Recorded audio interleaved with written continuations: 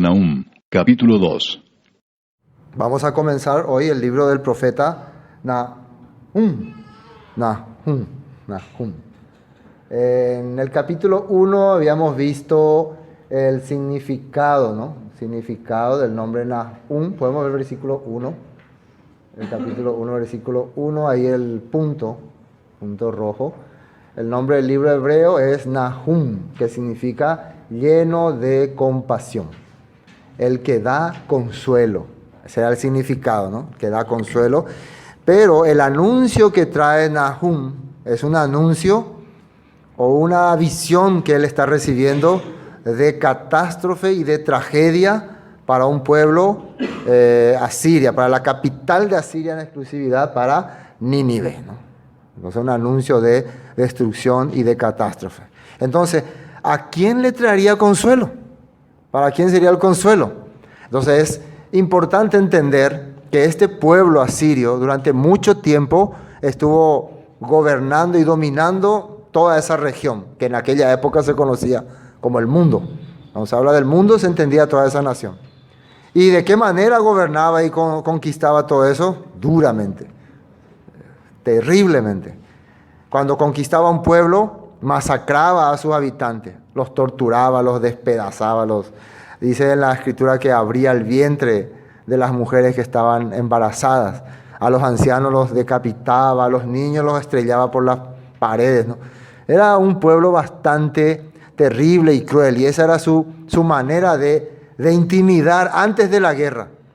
Es como decirle, miren, vamos a la guerra y si no se rinden, sepan ustedes que cuando entremos a su ciudad vamos a hacer desastre sobre ustedes. Entonces la persona ya tenía dos opciones: si ganamos, nos salvamos, y si no ganamos, sí o sí vamos a morir en pedo. Entonces ya con temor se enfrentaban a los asirios. Era terrible. A pesar de eso que estamos hablando ahora, estamos chismoseando todo mal de Nínive, pero años atrás, muchos años atrás, ese pueblo se había arrepentido de sus maldades.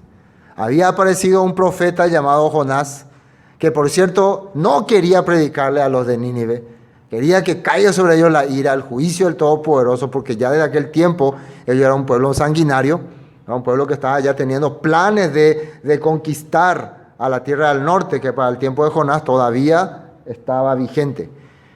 Y el Todopoderoso le envía a Jonás y él anuncia la palabra y el pueblo se arrepiente. Reconoce que la deidad suprema que guía a los hebreos, a los israelitas, estaba a punto de destruirlo y se arrepiente desde el rey hasta el último siervo. Cambian sus corazones. Entonces, eso es un milagro, ¿no? Es un milagro porque el pueblo hebreo, el pueblo israelita, muchas veces había escuchado la palabra y seguía en sus rebeliones. Pero este pueblo, a través de este mensaje que lleva el profeta Jonás, se arrepiente y empieza a vivir una vida como al Todopoderoso le agrada. Entonces uno pensaría, ¿y qué pasó después? ¿Por qué así actuaron? Para aquel entonces tenemos que darnos cuenta que esa generación fue utilizada por el Todopoderoso. Fue una generación que iba a ser usada como instrumento. Nuestro Abacados, nuestro Padre Santo, utiliza las naciones para su instrumento.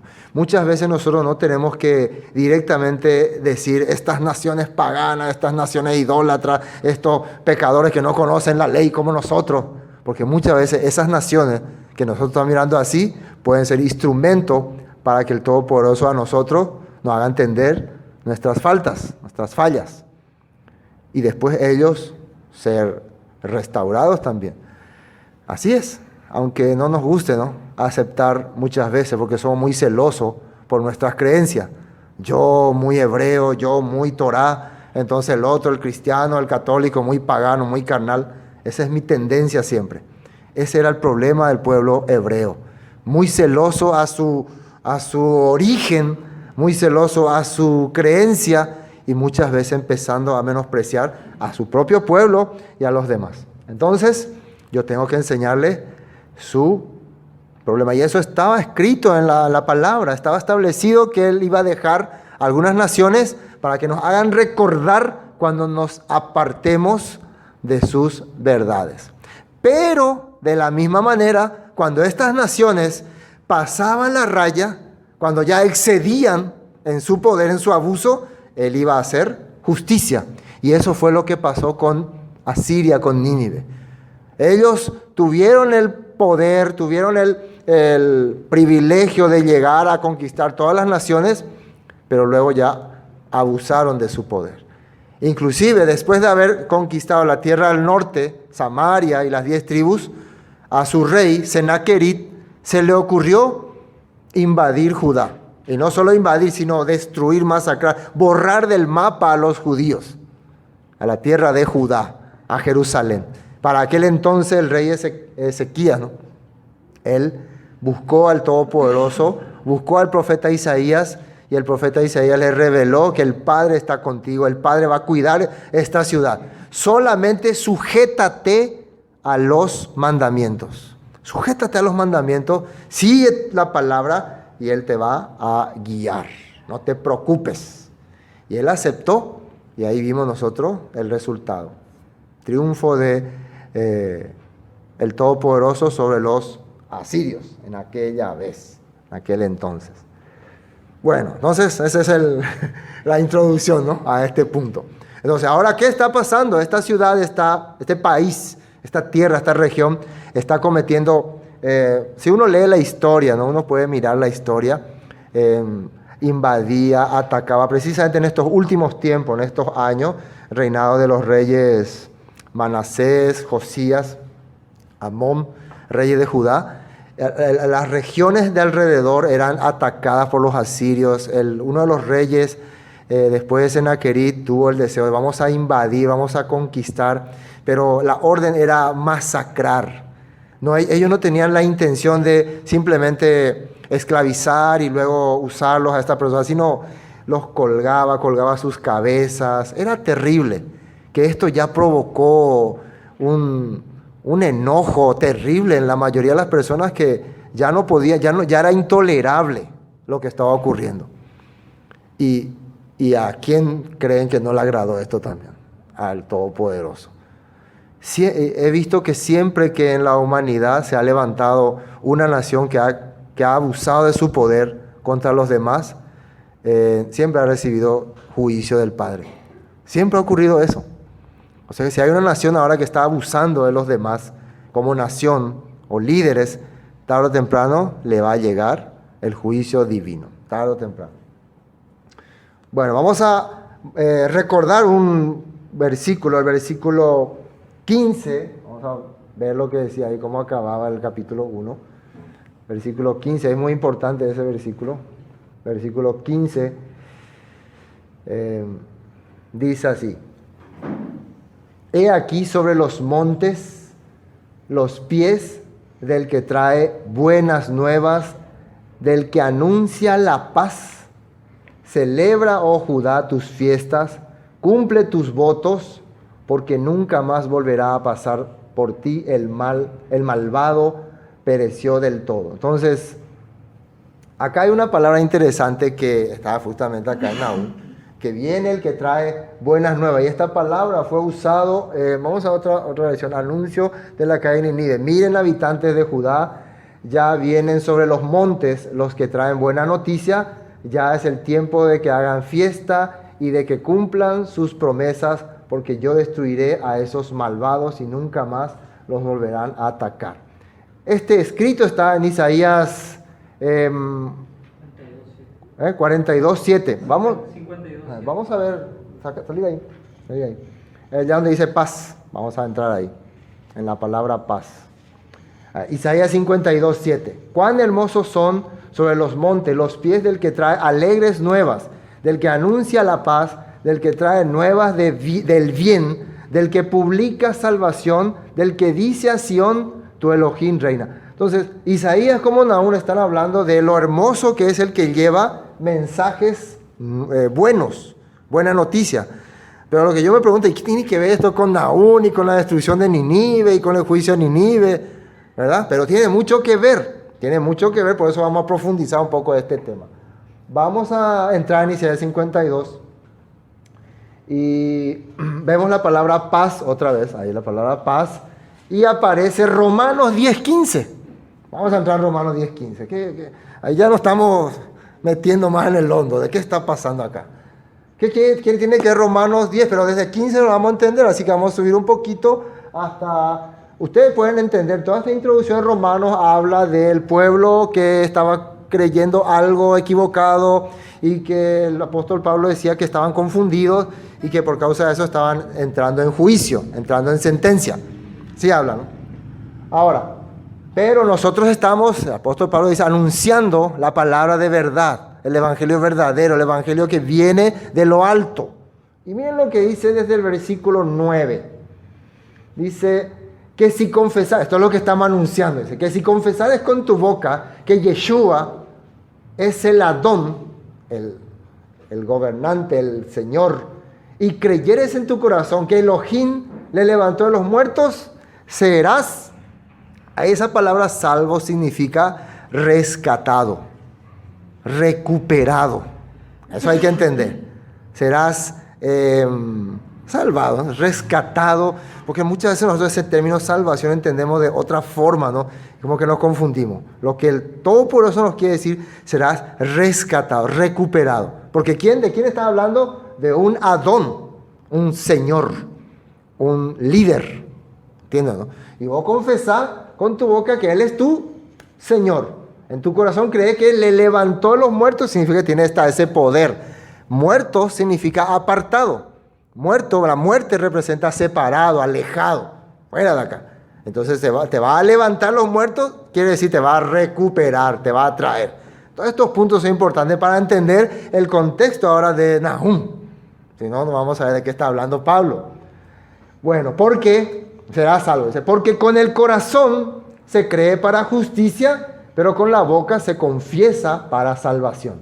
Pues la Escritura dice, obviamente Pablo habla de la Escritura, todo aquel que en él creyere no será avergonzado. ¿Y en dónde será que está escrito eso? No hay necesidad, ahí vamos a encontrarlo. ¿Dónde está? ¿Quién lo escribió? Isaías. Nos vuelve otra vez al contexto de Nahum, porque Nahum y Isaías estaban en casi una misma temporada. Nos vuelve otra vez ese contexto, porque fue Isaías otra vez que dice, cuán buenos son los pies del que trae buenas nuevas. ¿Y qué dice Isaías 28:16? Por tanto, ¿qué pasó ahí? Por tanto, el Eterno, el Señor dice así, he aquí que yo he puesto en Sión por fundamento una piedra probada, angular, preciosa, de cimiento estable. El que creyere no se apresure, no será avergonzado, es igual. No será avergonzado, no se apresure. Este contexto es precisamente en el tiempo en que Senaquerib, los asirios querían invadir Judá y algunos querían unirse a Egipto, algunos querían apartarse, algunos querían dejar de confiar en la palabra. Isaías les dice, confíen en la palabra, confíen en la Torá, confíen en el testimonio. Pongan su corazón en eso, en la situación difícil. Estábamos en Romanos, volvamos a Romanos. De Romanos tenemos que salir. Eso fue como la Biblia nos lleva y nos podemos perder. Volvamos a Romanos 10. Romanos 10. Donde estábamos ahí, esta Biblia te lleva a todas partes. Romanos 10. Estamos en 9, ¿no? Versículo 9. Porque si confesares con tu boca, que ya leímos, porque con el corazón se cree para justicia, pero con la boca se confiesa para salvación, por la Escritura dice, ya leímos eso. Ahora el 12, porque no hay diferencia entre judío y griego, pues el mismo que es Señor de todos, es rico para con todos los que le invocan. Y esta palabra invocan también tiene mucha importancia porque en una parte etimológica, si uno estudia analizando de qué se trata, no es simplemente, oh Señor, sino es como unirte con el Señor, ser parte, tener una relación con el que te quiere, con el que le está clamando. No simplemente ayúdenme, o gritar ayuda por gritar, sino realmente es querer ser parte, unirte con él. Entonces, dice, para con todos los que le invocan. Porque todo aquel que, podemos decir, que se hace parte, que se une, que participa, que se involucra con el Eterno, con su pueblo, con sus planes, en el nombre del Eterno será, del Señor será salvo otra vez sale. ¿Y qué es salvo? Rescatado. ¿Se acuerdan de Rahab, la ramera? Ella estaba involucrándose sin darse cuenta con ese pueblo porque estaba escuchando informaciones, noticias de todo lo que estaba haciendo, y después cuando vienen los espías, por favor, tengan misericordia, sé que el Eterno hará estas cosas, sé que ustedes son parte, ya en su corazón ella estaba confirmando que el Todopoderoso está con ese pueblo y su voluntad es lo que se va a hacer, para entender un poco lo que es invocar. Amén. Bueno, ¿será salvo? Otra vez, ¿qué es salvo? Rescatado. Entonces Rahab fue rescatada de Jericó y fue hecha parte del pueblo de Israel. ¿Cómo pues invocarán? Miren lo que dice acá. A aquel en el cual no han creído. Para involucrarte con algo, con alguien, con un pueblo, con un Eterno, tenés que creer en Él. Tenés que saber que tiene esperanza con Él. Eso es creer, ¿no? Confiar, apoyarse, saber que te beneficia. Entonces dice, ¿cómo pues invocarán en el cual no han creído? ¿Y cómo creerán en aquel de que no han oído? Claro que alguien le tiene que hablar también del poder de este pueblo, de esta deidad, de este Elohim. ¿Y cómo oirán? ¿Qué dice ahí? Sin haber quien les predique. En aquel tiempo, la situación de muchos, recuerden que Asiria había llevado cautivo a muchos hebreos, muchos estaban viviendo, temblando, teniendo terror de este pueblo, queriendo entregarle sus vidas, hasta queriendo adorar sus deidades, porque ya la fuerza de este pueblo había arrasado. Pero cuando alguien empezaba a anunciar, viene el juicio contra estas naciones, viene la esperanza para su pueblo, viene la solución para todos los que hemos tenido que estar descarriados, perdidos de nuestra nación. Viene la solución, viene el que nos va a rescatar. Entonces ese es el que predica, el que lleva el mensaje. ¿Y quién hacían estas cosas? Los profetas, aunque eran tildados de locos, venían y anunciaban en medio de la gente que estaba desesperada. Dice, ¿y cómo oirán sin haber quien les predique? Tiene que haber alguien que vaya y transmita este mensaje de esperanza, de restauración, de vida, ¿no? ¿Y cómo predicarán? Si no fueren enviados. Alguien le tiene que preparar, le tiene que llamar, le tiene que elegir. Todos estos puntos son clave. Y después que dice, y ahí está, cuán hermosos son, como está escrito nuevamente. Entonces, si esto es lo que Pablo está narrando de este texto que estamos viendo, quiere decir que el contexto de sus oyentes es igual. Ustedes también son personas que están en medio de persecución, en medio de una nación que les oprime. Ustedes también están lejos de su patria y están esperando esta predicación. Están esperando este mensaje de restauración. ¿Cómo regresaremos a nuestro país, a nuestro pueblo? ¿Cómo volveremos a ser parte de la nación, de las promesas de Abraham, Isaac y Jacob? Bueno, hay promesas, hay bendición, hay palabra de esperanza. Entonces, cuán hermosos son los pies de los que anuncian la paz, shalom, de los que anuncian evangelio, buenas nuevas, besora. ¿Qué es evangelio? Las promesas que el Padre le había dado a su pueblo de restaurarle. ¿Y este evangelio para quién va? Va para todos, pero ¿quién la recibe? Ese remanente fiel que la estaba esperando.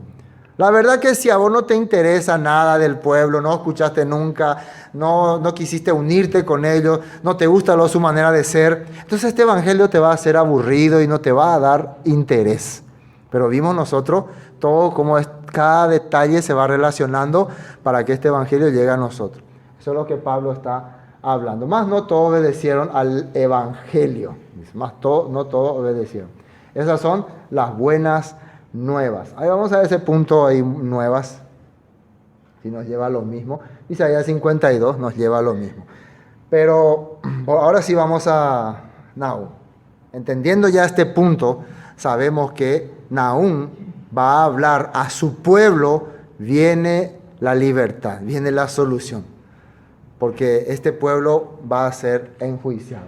Y yo estoy también convencido de que para nosotros las buenas nuevas es que cuando el Mesías venga, ¿qué es lo que va a hacer el Mesías cuando venga? ¿Quién sabe qué va a hacer cuando venga? ¿Qué dicen los libros de Apocalipsis, de revelaciones. ¿Qué dice? Va a traer juicio contra las naciones. ¿Así dice o no? Entonces, oh, no quiero que venga el Mesías porque trae juicio. ¿Quién estaría así? ¿Quién estaría con terror cuando se escucha que el Mesías va a venir? ¿A quién no le sería buenas nuevas eso? Al que forma parte de las naciones, al que está oprimiendo, al que está engañando, al que está abusando, al que está cometiendo todos los delitos que la Biblia castiga. A ese no le sería buenas nuevas. Bueno, de la misma manera, a todas esas naciones, a todos los que se están aprovechando de la humanidad, como Asiria, no le era buena nueva, pero para el pueblo que esperaba libertad, sí. Bueno, entonces, subió destruidor contra ti, guarda la fortaleza, vigila el camino, cíñete los lomos, refuerza mucho tu poder. Esta noticia va para los de Judá. Porque el Eterno restaurará la gloria de Jacob, como la gloria de Israel. Porque saqueadores los saquearon y estropearon sus mugrones. Vamos a ver ese punto, habla de sus cosechas. Dice, porque Yahweh ha restaurado el orgullo de Jacob, así como el orgullo de Israel, aunque merodeadores lo dejaron desolado y estropearon sus ramas. Entonces, promesa de que tu país va a estar nuevamente restaurado, va a restaurar tu grandeza. Eso está hablando. Versículo 3. El escudo de sus valientes estará enrojecido. Este es el pueblo que va a atacar a los asirios. Podemos entender que esta profecía tiene una pequeña diferencia con lo que hizo Jonás. Esta profecía ya está determinando lo que va a ocurrir. Ya no hay más marcha atrás. Pero en el caso de Jonás era un aviso para arrepentirse, para cambiar. El deseo del Padre era en ese tiempo cambiar el corazón del pueblo, y él potencialmente vio que era posible. Pero en este caso, Nahum ya dice lo que va a ocurrir. Ya no hay marcha atrás. Entonces es una visión como esto va a ocurrir, esto sucederá. Entonces, prácticamente ya ese país ya estaba sentenciado, enjuiciado. Así podemos ver. Dice, el escudo de sus valientes estará enrojecido, los varones de su ejército vestidos de grana, el carro como fuego de antorcha, el día que se prepare temblarán las hayas. Vamos al punto 3. El esplendor de Nínive fue efímero alrededor del 633, dato histórico, ¿no? Ante el Mesías. El imperio asirio empezó a dar muestras de debilidad y los medos atacaron Nínive. Estos volvieron a atacar esta vez junto a Babilonia y Susa en el 625 ante el Mesías. En el 612 nuevamente babilonios y medos se volvieron a aliar para el asalto de la ciudad. El asedio duró 3 meses, durante los cuales se emplearon todo tipo de tácticas como desviar el curso del río, o atacar a la vez por varios flancos para debilitar la defensa asiria. El ataque final se produjo por el cauce ya seco del río. Nínive cayó y fue arrasada hasta los cimientos. El imperio asirio llegó a su final cuando babilonios y medos se repartieron sus provincias. Después de gobernar durante más de 6 siglos, desde el Cáucaso y el Caspio hasta el Golfo Pérsico y más allá del Tigris hasta Asia Menor y Egipto, la ciudad desapareció como si hubiese sido únicamente un sueño. Estos son datos históricos, ¿no? Que uno cuando ve la palabra, la escritura, lo comprueba. No sé si los historiadores usaron la Biblia para sacar su dato histórico, pero lo investigaron y están ahí en cualquier sitio web para descubrir. Entonces, está hablando de cómo ocurriría ese ataque. Estos son los términos que Nahum está detallando. Los carros, versículo 4, se precipitarán a las plazas, con estruendo rodarán por las calles, su aspecto será como antorchas encendidas, correrán como relámpagos. Algunos creen que se habla acá de los automóviles en el futuro, pero eso está hablando de los carros que usaban en ese tiempo los sirios. Se acordará el de sus valientes, se atropellarán en sus marchas, se apresurarán a su muro y la defensa se preparará. Las puertas de los ríos se abrirán y el palacio será destruido. Todo lo que está diciendo que va a ocurrir. Y la reina será cautiva, mandarán que suba y sus criadas la llevarán gimiendo como palomas golpeándose sus pechos. Fue Nínive de tiempo antiguo como estanque de aguas, pero ellos huyen, dicen, deteneos, deteneos, pero ninguno mira. Saquead plata, saquead oro, no hay fin de las riquezas y suntuosidad de toda clase de efectos codiciables. Está narrando la manera en que está siendo atacada, arrasada, destruida, sin esperanza y sin fuerzas. Versículo 10. Vacía, agotada y desolada está, y el corazón desfallecido, temblor de rodillas, dolor en las entrañas, rostros demudados. O sea, la situación de ese país que durante 6 siglos, ¿un siglo cuánto tiene? 100 años. Entonces 6 siglos son 600 años, estuvo aterrando al mundo. Quiero ver algunos textos. En Proverbios 30. Antes de continuar. Proverbios 30. Fíjense lo que dice ahí. Proverbios 30, el versículo... Proverbios 10:30. No hay problema, Caleb. 10:30. Dice, el justo no será removido jamás, pero los impíos no habitarán la tierra. La boca del justo producirá sabiduría, mas la lengua perversa será cortada. Los labios del justo saben hablar lo que agrada, mas la boca de los impíos habla perversidad. Entonces, esta es la parte donde dice el contraste entre el justo y el malvado. Entonces, una de las cosas que dice que el impío, ¿no?, el que abusa, sí o sí va a ser cortado de la tierra, va a ser expulsado, va a salir, va a tener que quedar fuera. Pero la persona que hace lo correcto, que vive conforme a la voluntad del Padre, su premio es heredar la tierra, el paraíso. ¿Ven? 11:1, Proverbios 11:1. Siguiente capítulo no. 11, versículo 1. El peso falso es abominación al Eterno, Adonai, mas la pesa cabal le agrada. Entonces, te dieron una tarea, te dieron a hacer justicia. El pueblo de Israel durante muchos años, denunciado por Oseas, denunciado por, ¿quién era otro profeta que denunció? Joel, Miqueas, vivió haciendo injusticias, vivió robando, vivió haciendo cosas que estaban prohibidas por la Torah. Entonces Elohim levantó un juez, puso una nación, engrandeció esa nación para que juzgue a su pueblo. Eso era lo correcto.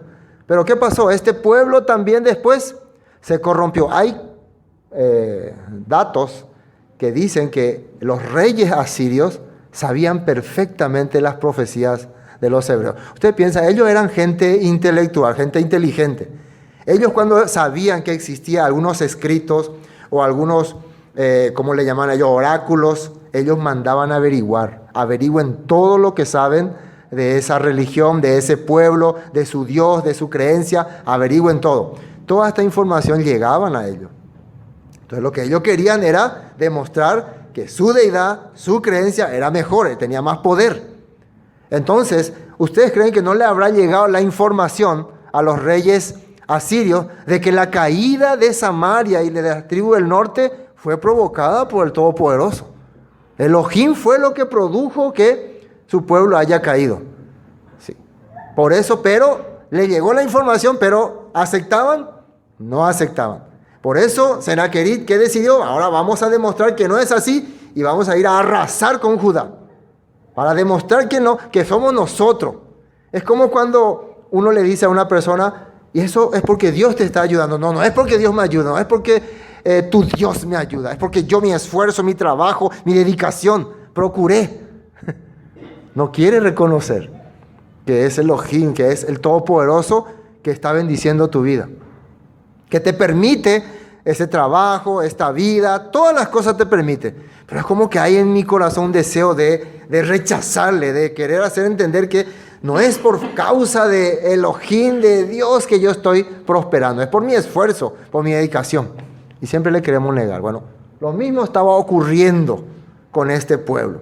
Entonces ya estaba caminando, estaba rechazando lo que sabían.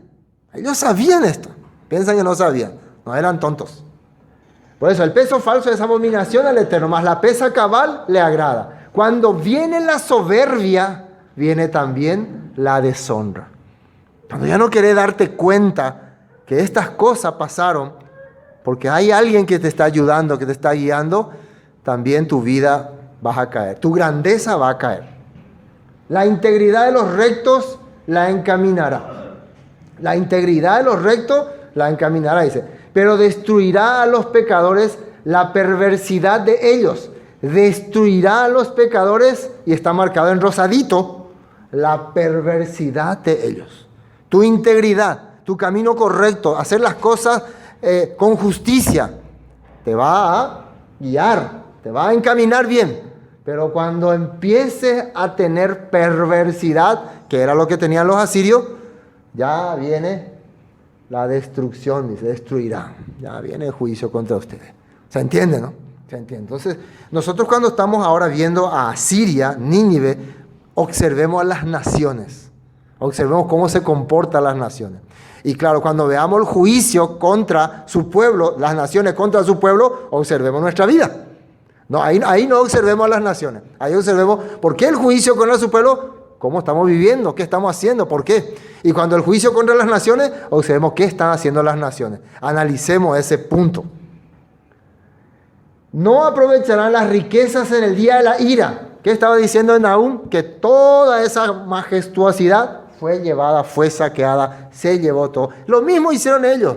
Ellos arrasaban pueblos, arrasaban ciudades, saqueaban todo. En ese día sus riquezas no aparecerán. La justicia librará la muerte, más la justicia librará de la muerte. La justicia del perfecto enderezará su camino, mas el impío por su impiedad caerá. Continúo. La justicia de los rectos los librará, mas los pecadores serán atrapados en su pecado. Cuando muere el impío, perece su esperanza y la expectación de los malos perecerá. El justo es librado de la tribulación, mas el impío entra en lugar suyo. Hay también datos que este juicio que viene contra Asiria se venía anunciando hace 20 años atrás, y en ese tiempo mucha gente pudo entender, pudo captar, y si ustedes investigan un poco ¿cómo se puede decir? Los acontecimientos. Hay muchos que escribieron, inclusive hay, creo que filósofos griegos que escribieron sobre Nínive. Ese era un tema muy interesante, ¿no? Comentaron que muchos años atrás se venía diciendo que iba a venir que Nínive iba a caer. Entonces muchos ciudadanos se unieron a los babilonios, se unieron a ellos. Dicen las historias que había presagios, había anuncios de que se veía venir la caída de Nínive. Eso, tal vez nosotros no entendemos en este tiempo, pero la caída de Nínive es como que el imperio actual que gobierna todo cae. Eso es, el imperio actual cae. Era una gran paz para muchos. Entonces muchos se empezaron a unir a los babilonios, a los medos, porque entendían que no hay más acá solución. Se retiraba inclusive altos funcionarios de Nínive, del rey de Asiria. Bueno, así está diciendo acá. Bueno, vamos a Eclesiastés capítulo 8. Estos textos, después continuamos con Nahum. Eclesiastés capítulo 8. Nosotros tenemos que aprender algo de esta historia. El versículo 5. Miren lo que dice ahí. El que guarda el mandamiento no experimentará mal. Y el corazón del sabio discierne el tiempo y el juicio. Acá hay sabios, ¿no? ¿De qué está hablando ahí? Discierne, ¿qué significa? Discierne. Analiza, calcula, se da cuenta. ¿Puede ser así? Corrígeme si me equivoco, ¿no? Buen juicio. Buen juicio, ¿no? Capta, ¿no? ¿Se puede decir capta? Descubre, analiza. Entonces, el que guarda el mandamiento, primero, no experimentará mal. Primer punto. Cualquiera que no entendamos la otra palabra, pero la más fácil es, guarda el mandamiento, no te vienen males, no te vienen tragedias. Ahora la segunda parte, y el corazón del sabio discierne el tiempo y el juicio. ¿Por qué están ocurriendo estas cosas? ¿Por qué sucede esto en mi vida? ¿Por qué ocurre esto con esta nación? ¿Por qué suceden estas cosas? ¿En qué tiempo estamos? ¿Qué momento es? Todas estas cosas saca esa conclusión. ¿Por qué ocurre? ¿Por qué sucede? ¿Por qué mi país va a ser invadido por esos hebreos esclavos de los egipcios si nosotros los de Jericó siempre hemos vivido acá? ¿Quién habrá dicho eso? O sea, ¿quién podría haber dicho eso? Rahab, ¿no?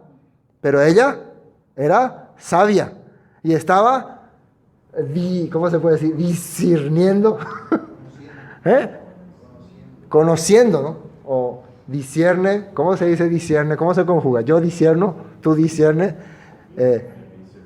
Discerniendo, gracias. Ella estaba discerniendo por qué los hebreos están llegando acá, por qué mi país va a ser destruido, quién es el malo y quién es el bueno, sobre quién se va a hacer justicia, a quién le va a caer el juicio del Padre. Ella estaba discerniendo o no. Sí, ¿verdad? Porque era sabia. Entonces, aunque no guardes los mandamientos, pero si todas estas cosas analizas, se te abre el entendimiento. Tiempo y juicio. Y yo puse ahí un punto que quiero que veamos de qué se trata. Miren nada más. ¿Por qué se va este capítulo a nosotros? Primera de Tesalonicenses 5, 1. Pero acerca de los tiempos y de las ocasiones, no tenéis necesidad, hermanos, de que yo os escriba. El apóstol Pablo está hablando que acerca de los tiempos, de las cosas que van a ir ocurriendo, las fechas, los tiempos importantes, o puede ser también las citas que el Padre nos dejó. Cada cita tiene un propósito, un objetivo, un plan. El que va discerniendo va a entender, ¿sí o no? ¿Por qué Pesach? ¿Por qué Shavuot? ¿Por qué Yom Teruah? ¿Por qué? ¿Por qué? ¿Por qué?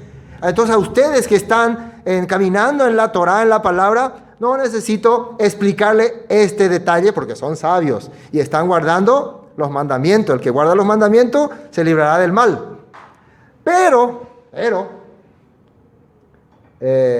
porque vosotros sabéis perfectamente que el día del Señor, del Adón, vendrá así como ladrón en la noche. Que cuando digan paz y seguridad, entonces vendrá sobre ellos destrucción repentina como los dolores a la mujer encinta y no escaparán. Ahora, vamos a ver un poco arriba, estoy confundido. Acá dice que porque vosotros sabéis perfectamente, ellos, esta persona que conocen los tiempos, que conocen la Torah, la palabra, saben perfectamente que el día del Todopoderoso, el Señor, del Adón, vendrá así como ladrón en la noche. Como hoy compartimos con los jóvenes. ¿Cómo viene un ladrón en la noche? Permiso, señores, soy el señor ladrón y quisiera hacer unas cuantas revisiones a sus casas y ver qué me agrada y llevármelos. Por favor, si no es mucha molestia. ¿Puede un ladrón venir así? ¿Cómo actúa un ladrón? ¿Qué espera un ladrón de la gente? Que se duerma, que se distraiga. ¿Sí o no? El carterista, ¿qué espera? Que esté ahí para robarle su celular, espera que esté así mirando, no viendo a nadie. Eso espera, no espera distracción, que se duerma, que no esté, que esté pendiente en otra cosa. Mientras él está divirtiéndose en la fiesta, nosotros estamos revisando sus cosas aquí en su casa, ¿verdad? Eso espera el ladrón. Jamás un ladrón va a esperar a una persona despierta, atenta, sobria, pendiente, así, ¿no? Bueno, entonces es importante que el Todopoderoso viene. Entonces le está comparando a Yeshua como un ladrón. Está dando un entender, no es que Yeshua es un ladrón. Entonces dice, vendrá así como un ladrón en la noche, que cuando digan, atiendan bien ahí, paz y seguridad. Paz era shalom y seguridad. Digan, ¿quiénes son los que van a decir paz y seguridad?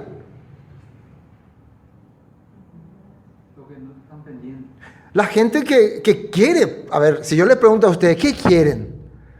¿Qué es lo que ustedes desean? ¿Qué quieren? ¿Paz y seguridad o no?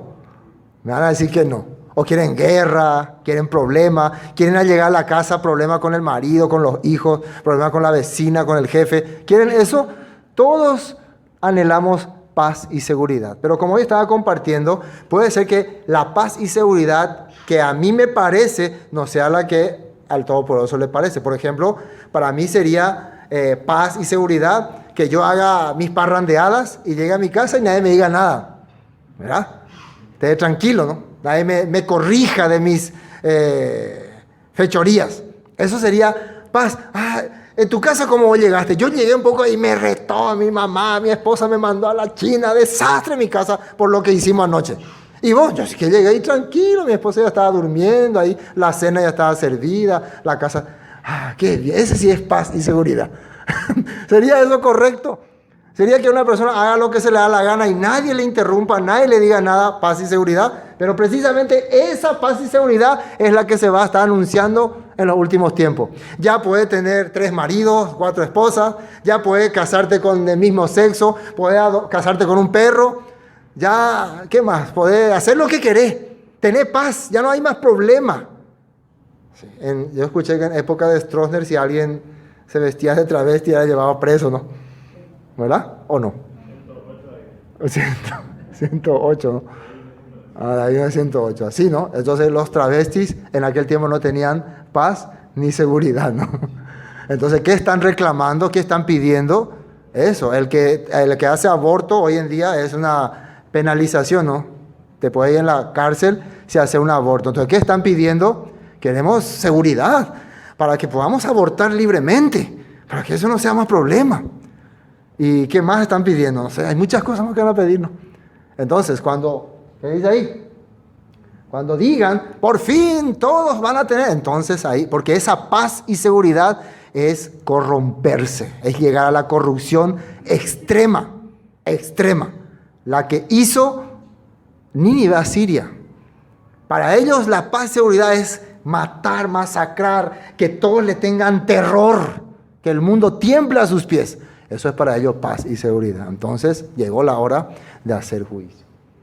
Bueno, y vendrá seguridad, vendrá sobre ellos destrucción repentina como los dolores a la mujer encinta y no escapará. Mas vosotros, hermanos, no estáis en tinieblas, para que aquel día os sorprenda como ladrón. Para nosotros aquel día va a ser buenas nuevas. Amén. Amén. Buen mensaje. Va a ser el día en que las promesas se estén cumpliendo. A nosotros no nos va a afectar porque nosotros no estamos, ahí dice, en oscuridad. ¿Eso qué quiere decir? No estamos lejos de las profecías, de la escritura, de la Torá. Por eso nos va a parecer bien, aunque la gente no. Después dice, porque todos vosotros sois hijos de luz. ¿Cómo era luz en hebreo? Or.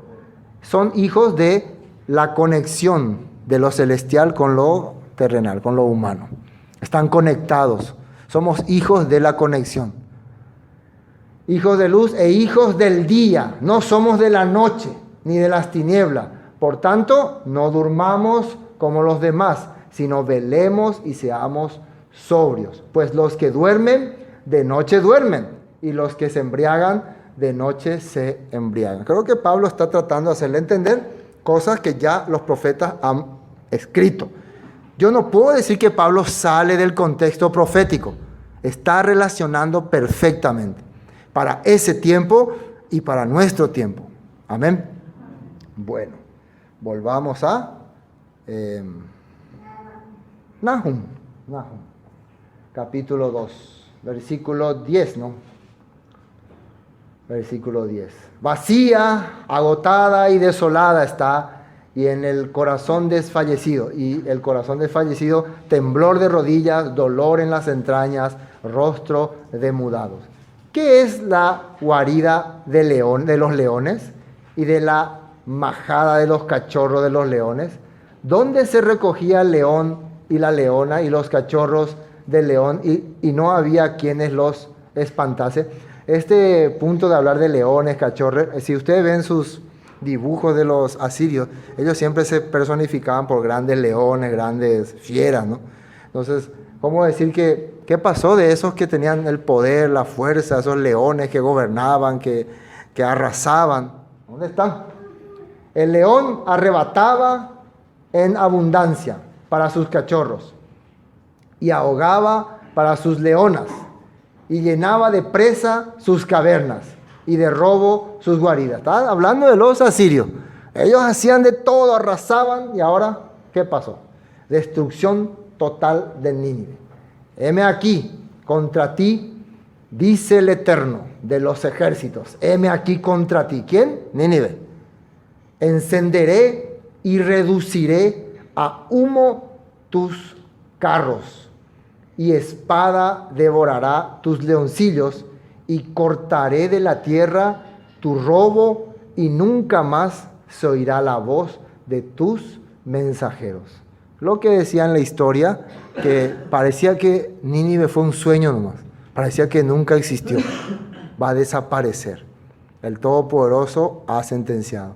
Este sistema, este mundo que ha manejado durante 6.000 años, la humanidad que ha tenido controlado, después que venga el milenio con Yeshua, va a parecer que fue un sueño nomás. ¿Dónde está ese mundo que tenía tanto poder? Quiero mostrarle este pequeño punto. Nebopolassar. ¿Le suena ese nombre? Nebopolassar. Bueno. Perdón.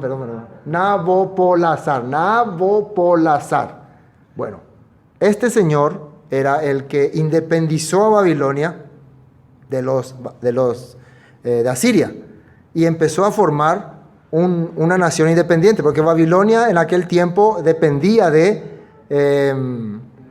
Asiria. Entonces él sintió en su corazón, me gustó esta parte, por eso lo pongo, en su corazón, que esto era algo injusto. Es como que fue llamado. Esto que está ocurriendo no puede ser. Antes él era un hombre que estaba al servicio de los reyes de Asiria. Pero es como que algo me dice que esto no es correcto, que esto no está bien, que el sistema que está usando Asiria no es correcto. Así que independencia, empezó a surgir desde Babilonia, la ciudad antigua, y se independizó y luego se unió con los medos y crearon un ejército poderoso. Para entender un poco de historia, ¿está bien? Bueno, Nabopolassar, no se olviden. Cuando yo era joven, este es uno de sus relatos, cuando yo era joven, aunque el hijo de un don nadie, así era, no soy nadie, soy un pelele, yo constantemente indagué. ¿Qué quiere decir indagar? Investigué. En los templos de Nabú y Marduk, mis patrones, son sus santos, ¿no? Son sus santos, sus dioses, ¿no? Es sus dioses. Él empezó oh señores, Nabú y Marduk, ¿qué está ocurriendo? ¿Qué está sucediendo? Mis patrones, mi mente estaba preocupada con el establecimiento de sus órdenes y la actuación completa de sus ritos. Mi atención se dirigió a la justicia y la equidad. Empezó a entender, esto no es correcto, esto no es justo lo que se está haciendo. Él me llamó a la soberanía sobre la tierra y su pueblo. Él causó que un espíritu protector benévolo caminara junto a mí. ¿Qué quiere decir benévolo? Bueno. O sea, algo le hizo entender. Él en ese tiempo, estos son relatos, ¿no? Él en ese tiempo estaba creyendo que sus deidades le estaban hablando. pero nosotros podemos entender que quién es el que controla todo, quién es el que maneja todo. Nahum capítulo 1 habla quién maneja, quién controla los cielos, los mares, todo, y hasta a la mente de las personas. Él empezó a sentir algo que no está bien, un llamado a hacer lo correcto. Pero nosotros vamos a decir, no, pero pastor, son herejes, adoraban ídolos, no importa, no, estas personas no sirven. Mientras tanto, el pueblo hebreo seguía en sus pecados, pero el Todopoderoso estaba buscando un nuevo siervo, un nuevo instrumento. Yo así entiendo. Nosotros, si nos fanatizamos demasiado, no, pastor, lo hebreo nada más. Entonces, como que todo lo que pasa en el mundo no sirve. No es así. El Todopoderoso es soberano sobre todas las cosas y controla y administra y pone a cada uno en el lugar que corresponde para el momento que corresponde, y esa sabiduría nos da a través de la Torah para entender por qué esta persona ahora, aunque no tiene la creencia y la fe que yo tengo, está en ese sitio. Amén. E hizo que todo lo que yo hiciera tuviera espíritu protector benévolo caminara junto a mí, dice. E hizo que todo lo que yo hiciera tuviera éxito. Él empezó a crear revueltas, empezó a levantar movimientos de revuelta, empezó a formar un pequeño grupo, después ya conquistó la ciudad. Él conquistó la ciudad de Babilonia, después ya independizó a Babilonia, después ya hizo alianza con los medos y siempre iba como creciendo, haciéndose poderoso. ¿Para qué será? ¿Con qué objetivo? ¿Qué será lo que el supremo desconocido, ese espíritu que entró en él, quería con él?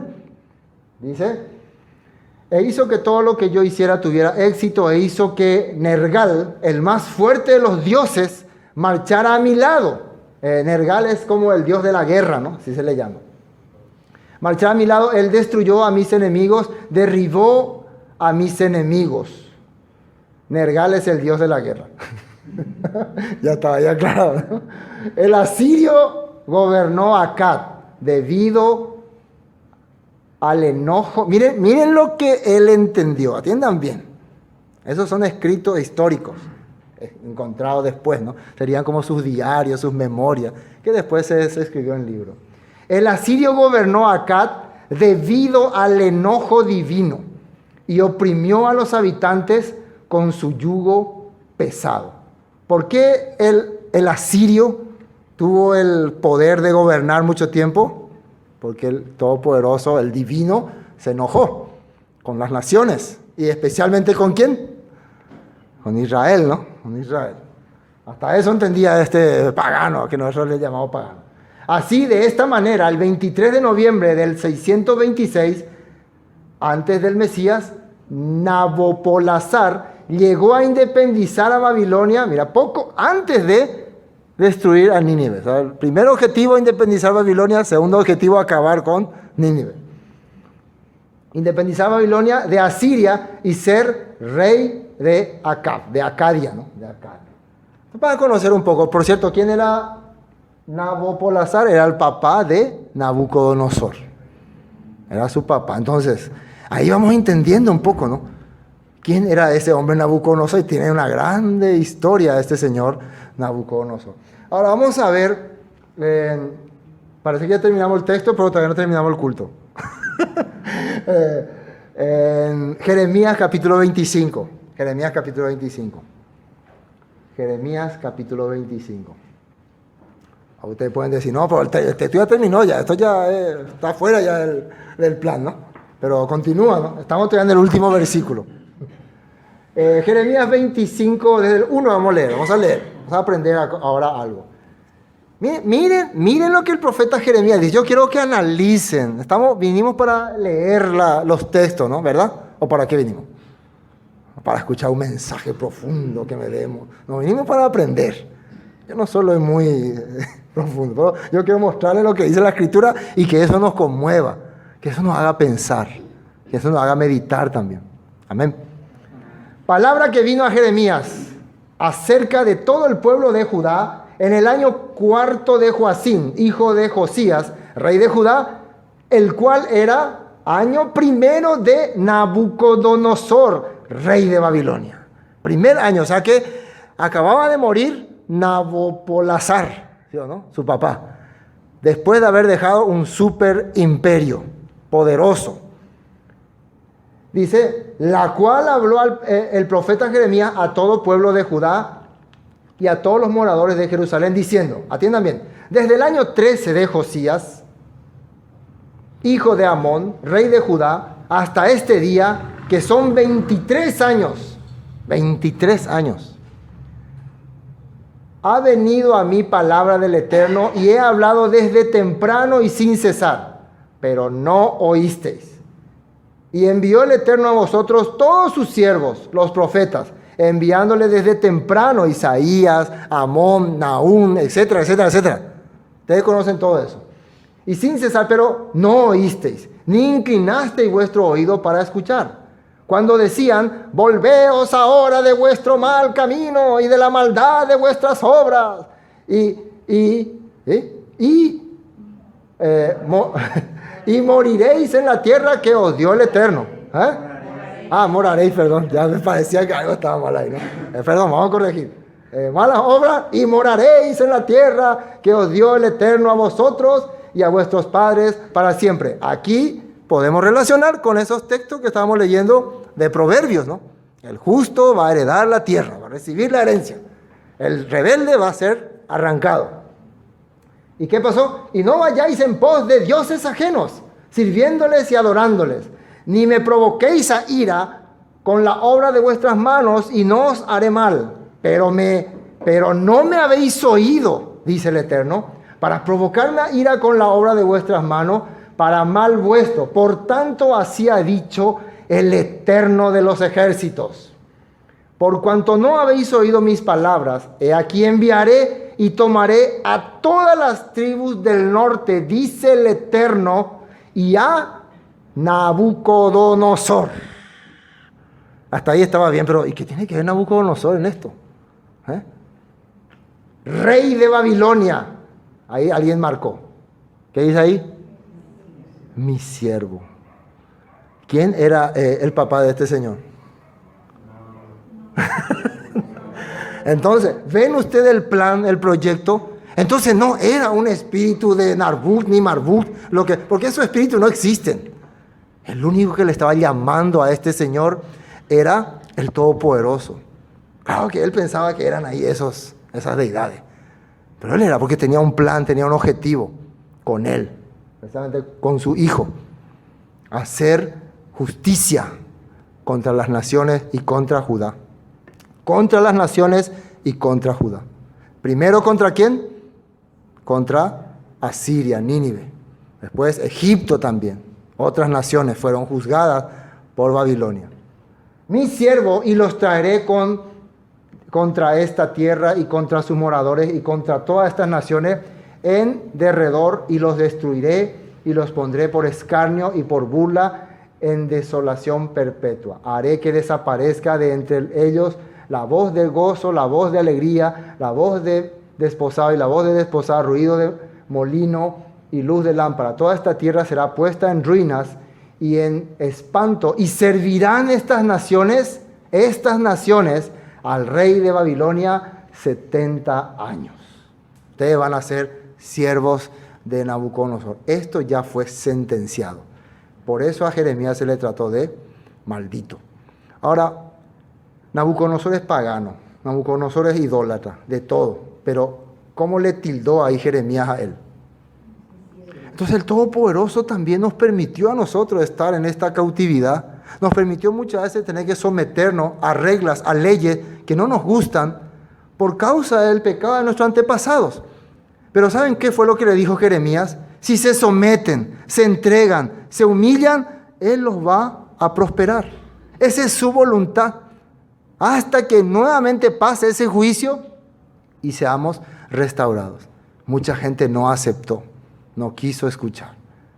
Hoy en día es exagerado la manera en que uno quiere rebelarse contra alguien, ¿no? Contra Nabucodonosor, ¿no? No, eso es hereje, eso es pagano, eso es...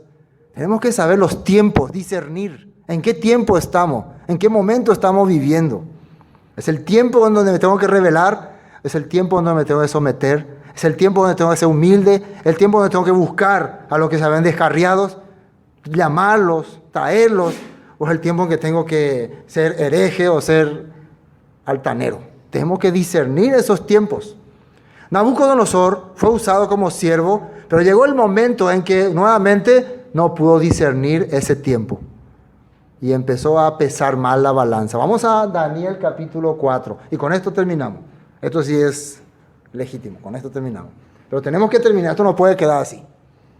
Este hombre, siervo del Todopoderoso, fue utilizado, ciertamente, pero también perdió los tiempos. Calculó mal los tiempos, ¿no?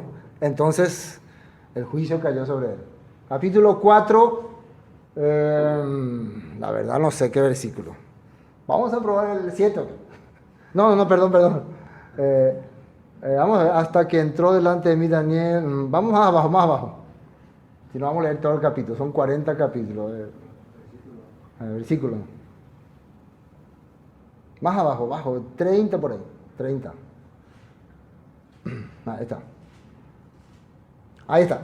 Habló el rey y dijo: ¿no es esta la gran Babilonia que yo edifiqué para casa real con la fuerza de mi poder? Más arriba, quiero mostrarle más arriba, a ver, ahí está. Miren lo que Daniel le está diciendo. Daniel, su fiel consejero, le dice: por tanto, oh rey, versículo 27, 4:27, acepta mi consejo, tus pecados redime con justicia y tus iniquidades haciendo misericordias para con los oprimidos, pues tal vez será esto una prolongación de tu tranquilidad. El rey ya estaba viviendo en anarquía, en juicio, ejecutando, masacrando a sus ciudades cautivas.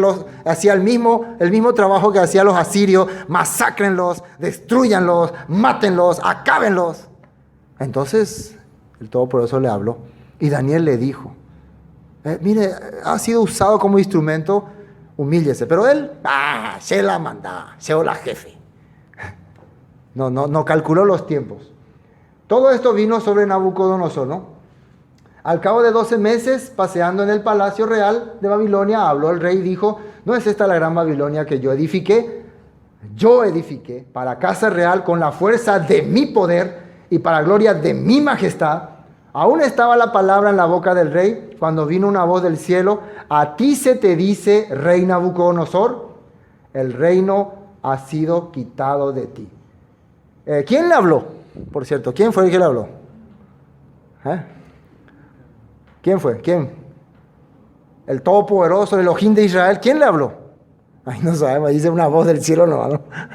Pero sabemos que es un ser celestial. Entonces pueden darse cuenta que los seres celestiales se manifiestan a cualquier persona.